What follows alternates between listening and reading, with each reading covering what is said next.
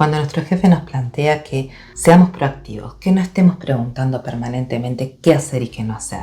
Y cuando lo somos, después nos reclaman cómo fuimos capaces de hacer semejante paso sin consultarlo antes. O cuando estamos con nuestros padres o con nuestra pareja y nos dicen, notamos que algo te pasa. ¿Puedes contar conmigo? Decime, ¿qué es lo que te ocurre? Y sin embargo, cuando lo hacemos, dicen, no me puedes decir esto.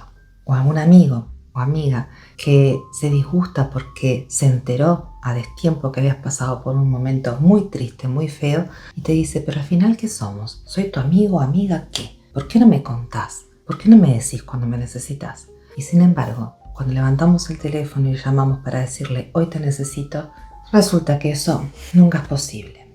Esto quiere decir que nos estamos enfrentando a una comunicación con doble sentido, una comunicación paradojal que lo que está invitando es a un doble vínculo, algo que es inconsistente, inviable. Entonces hoy vamos a tratar de identificar cuándo sucede esto, dando ciertos ejemplos, pero también qué efectos tiene tanto en la persona que ejerce el discurso paradojal como también la persona que lo padece. Y a su vez, cómo podemos desmarcarnos de situaciones que conllevan a tanta confusión y desgaste. Así que nos encontramos frente a una propuesta de doble vínculo. ¿Por qué? Porque me están planteando la exigencia de puntos contradictorios. Esto es una comunicación paradojal y en especial es el planteo de paradojas enloquecedoras, como lo traté en el video anterior, pero en este caso vamos a tratar de expandirlo a otras áreas que son más allá de la relación de pareja. Bueno, como la palabra lo dice, si estamos hablando de un vínculo, estamos hablando de personas que resultan significativas para nosotras. Entonces esto puede ser tanto en la instancia laboral como en la relación de los amigos, en la familiar o incluso con mi pareja. Algunos ejemplos de esto, aparte de los que vi en la introducción, es cuando los padres, tratando de que sus hijos sean más independientes, les exigimos que no estén preguntando permanentemente por todo, pero sin embargo, apenas ellos tienen un acto de independencia, estamos todo el tiempo encima y diciéndoles, ¿cómo vas a hacer esto? Tendrías que hacer esto otro. Al final no servís para nada. Al final, deja que lo hago yo. Entonces parecería que estamos proponiendo una forma contradictoria. Por un lado le criticamos cuando no es independiente y por otro lado le criticamos por no serlo. En el ámbito laboral, en el ámbito de la educación, hay muchos docentes que les dice, bueno, esta es la última instancia para hacer las preguntas antes del parcial final. Y sin embargo, cuando algún alumno le pregunta algo y por alguna razón le sorprende una pregunta que quizás no sepa la respuesta o dio por sentado que ya tendría que tener claro determinado tema, inmediatamente le dice que es fuera de lugar esa pregunta. Y al final el alumno no sabe para dónde agarrar.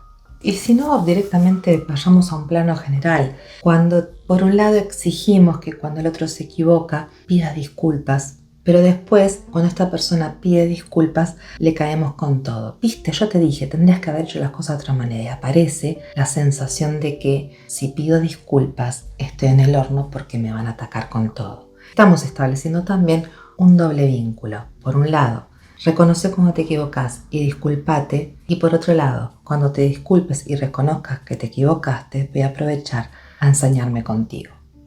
¿Quién se atrevería a pedir disculpas en una situación así? Entonces, cualquiera de estos ejemplos lo que vemos es que no hay salida. Hagas lo que hagas, va a estar mal. Y esto va a tener un efecto. Es distinto el efecto que tiene en la persona que padece la propuesta de un doble vínculo a quien la ejerce. En el caso de que la padece, va a tener una sensación de confusión, de inseguridad. Va a dudar de la interpretación que hace de lo que le plantean. Le va a generar mucha ansiedad cada vez que tenga que resolver algo. Y suele tener un impacto que no queda reducido a la persona con quien se manifiesta generalmente esto. Como estamos hablando de vínculos significativos, por lo general termina impregnando al resto de las áreas de mi vida. En el caso de la persona que ejerce el doble vínculo, también se ve muy afectado en forma negativa. ¿Por qué? Porque no tiene paz. Tiene la sensación de que no puede confiar nunca en nadie. La frustración es lo que impera. Siempre está inconforme con lo que sucede. Tiene la sensación de que jamás puede delegar algo, porque directamente no confía. Siente que todo es muy injusto y que nadie lo entiende. O sea que también tiene sentimientos de angustia, de soledad, de desconfianza. Empieza a gestarse en esta persona como una actitud bastante persecutoria, porque tiene la sensación de que no hay posibilidad de que las cosas sean bien comprendidas o realizadas. Y no se está dando cuenta que es el causante de semejante trampa en la que está envuelto. Ahora, por alguna razón se da esta situación. Por lo general, a nivel inconsciente lo que hay es miedo al conflicto. Entonces la persona, con tal de no comprometerse con una postura, plantea una ambigüedad en lo que expresa a las otras personas.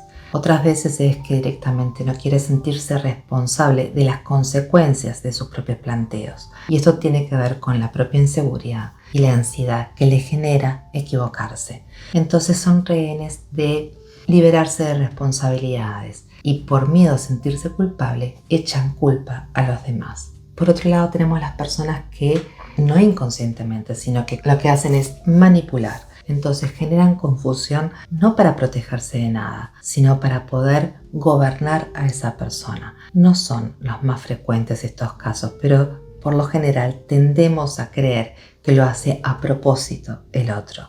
No es lo mismo alguien que comete este tipo de actitud desde una intención maquiavélica a el que lo hace tratando de protegerse de algo que no gobierna. Y acá estamos hablando obviamente del manipulador o del psicópata o del narcisista que también tampoco están conscientes de mucha cosa. Y otra causal es cuando en la vida he aprendido a socializar de esta manera porque quizás en mi familia era moneda corriente. Entonces lo tengo incorporado como algo natural, donde siempre estoy zafando y estoy aplicando una lógica en la que yo no sé dónde estoy parado, pero el otro tampoco. Otra de las causas es que es consecuencia de estar evitando expresar los sentimientos. Por ejemplo, en el caso del docente que quiere que le pregunten, así esclarece el tema que está tratando, pero después cuando les hacen una pregunta que quizás él no sepa la respuesta, se enoja y dice que eso está fuera de tema, que no pregunte pavás. En realidad, no es libre de expresar que quizás siente que pierde autoridad si dice que de eso no sabe. Entonces cae en un gesto autoritario y planteando algo contradictorio. En el caso de los padres, muchas veces, si bien están habilitando y desean que sus hijos se desarrollen y se independicen, les da mucho miedo y no se atreven a expresar estas cosas. Entonces, cuando viene un nuevo desafío y los hijos empiezan a volar, enseguida le dicen: ¿qué estás haciendo? Pero no se han dado permiso de expresar que es un camino también difícil para ellos. Y a veces el miedo es el que está hablando. En otros casos, con los amigos estamos muy atentos a que tengan una buena imagen de uno. No queremos perder a los amigos, pero sin embargo no somos capaces de decirles que a veces no sabemos cómo manejar su tristeza o nos abruma el problema que está teniendo, o estamos siendo un poco egoístas y no nos detenemos a observar que efectivamente es eso lo que me está pasando. Entonces echo culpas o directamente omito el que me está abrumando esta situación. Pero cualquiera de estos ejemplos lo que nos está denunciando es que yo no tengo permiso para expresar, no solamente para el otro, sino para expresar para conmigo mismo y enterarme de lo que me está sucediendo. ¿Cómo podemos hacer para salir de estas situaciones? Como siempre se hace, al principio tenemos que empezar a reconocer. Ya tenemos todas las pautas para identificar cuando efectivamente nos encontramos en una situación así. Pero por otro lado también tenemos que empezar a discernir, porque a veces nos va a acompañar el sentimiento de confusión, pero no necesariamente porque el otro haga un planteo inconsistente o contradictorio, sino porque cada vez que yo me encuentro ante algo que debo ejecutar, por los antecedentes que he tenido, vacilo, dudo, me genera miedo. Es más, no estoy tan dispuesto a comprender lo que me están diciendo, sino a defenderme y no comprometerme en ninguna acción. Entonces, al final, el resultado de mis actos es lo que hace que hayan errores, que no se cumpla con el objetivo que se planteó, porque yo ya voy pensando que nada de lo que haga va a estar bien y efectivamente no hago nada bien. Entonces, si ese es el caso, como yo ya entendí que esto tiene que ver con mi historia y no es que yo entendía mal las cosas, sino que estaban mal planteadas y me desmarco de eso, es cuando yo puedo empezar a confiar en mi criterio. Puedo empezar a escuchar atentamente y no tratar de escapar de cualquier pedido o sugerencia o mandato. En el caso de que efectivamente te estés encontrando con una situación donde lo que se plantea no es coherente, porque cuando piden A y se hace A, después te reprochan que no hayas hecho B, y cuando haces B te dice, pero si te pedí que hicieras A, bueno, ahí uno tiene que ponerlo sobre la mesa, tiene que plantearlo. Mira, acá me está pasando que no hay forma de que yo te deje contento o que efectivamente cumpla con mi trabajo o que yo te pueda contar lo que me suceda o que te pueda contar contigo como amigo, ponerlo en todos los ejemplos de los que hablamos. Si después, cuando efectivamente te tomo la posta, vos renegas de eso o haces de cuenta que nunca me lo planteaste, no está bueno que suceda esto. Y acá es clave que uno lo diga sin tomar como que el otro lo está haciendo porque tiene algo contra mi persona. Porque como ya hemos visto, no necesariamente es consciente. Son excepciones las veces que esto ocurre porque hay un despropósito y toda una mala intención. Por lo general tiene que ver con miedos que nos acompañan. Entonces es una buena oportunidad de que ambos, aquel porque siempre lo ha padecido o aquel porque siempre lo ha ejercido, por su historia, por miedos o porque lo ha naturalizado, al ponerlo sobre la mesa, que ambos puedan aprender algo nuevo y empezar a conectarse desde un lugar distinto.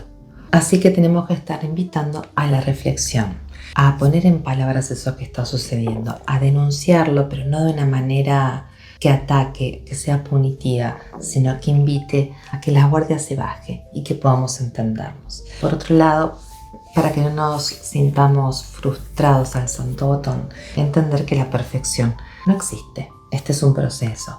Y que en definitiva tenemos que tomar el ideal como un farito, pero no como algo que sirve solamente si es de esta forma. Recuerden que muchas veces lo mejor termina siendo enemigo de lo bueno. Entonces hay que tomarse el trabajo de construir un puente en común. Una de las pautas que son muy útiles es cuando se trata, por ejemplo, de una relación laboral, dejar las cosas por escrito, porque a veces el olvido recuerda lo que le conviene. Entonces, tenemos esta dificultad. Tengo la sensación de que tú no recuerdas que me dijiste esto y ahora se está dando esto otro. Entonces, vamos a hacer lo siguiente. A partir de ahora nos manejamos por mail. Entonces, ahí están los puntos. Cualquier duda, te pregunto, tú me respondes y después hacemos un chequeo y estamos asegurados de que es este el planteo y va para adelante. Esta es una buena solución, pero cuando son vínculos afectivos, vamos a tener que tomarnos el trabajo de tener especialmente un diálogo que habilite a esta reflexión. En síntesis, cuando nos enfrentemos a este tipo de situaciones, recordad nunca tomarlo en forma personal. Son excepciones. Las veces que del otro lado hay una intención de control y de poder malintencionado. Si es el caso, toma las medidas que corresponden, los límites nunca están de más, pero si fuese el caso de que son personas que no están sabiendo manejarse, no saben cómo construir este puente entre ambos, bajar los decibeles, que no haya furia, que haya una comunicación que invite la reflexión y poner los límites, pero desde otro lugar. Lo mejor a veces es enemigo de lo bueno, así que vamos a tener que aprender también a ir dosificando y hacerme cargo de lo que me corresponde y desmarcarme de lo que no. Al fin de cuentas, la comunicación es un puente a construir y cuanto mejor consolidemos ese puente, también va a habilitar a que nos sigamos desarrollando y colaboremos al desarrollo de otros. De estancarse en este punto de las paradojas enloquecedoras, lo único que estamos haciendo es dinamitarlo y al final todos salen perdiendo. Espero que te haya sido útil este contenido y antes de irte, recuerda que para apoyarme, simplemente con activar la campanita, hacer algún comentario, compartir el video y especialmente suscribiéndote, lo estarías haciendo.